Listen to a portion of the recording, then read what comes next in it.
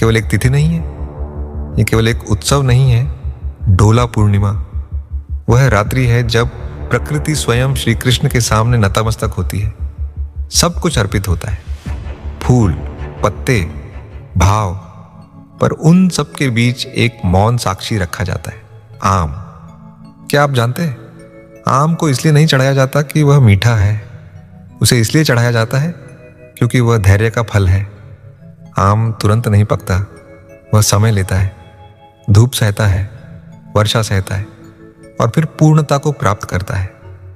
आम केवल एक फल नहीं है, यह है प्रकृति का पहला समर्पण।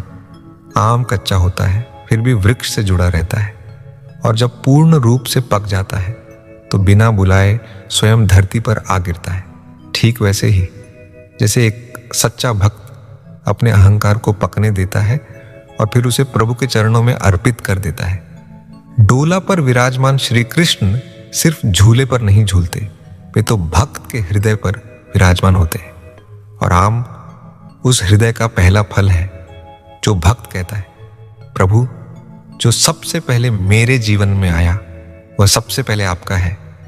ठीक वैसे ही जैसे आत्मा जो अनेक जन्मों के बाद भक्ति में परिपक्व होती है। एक और रहस्य सुनिए, आम के भीतर एक ही बीज होता है पर उसी से पूरा वृक्ष जन्म लेता है। यही कारण है कि आम एकत्व का प्रतीक है, एक भाव, एक समर्पण, एक प्रभु।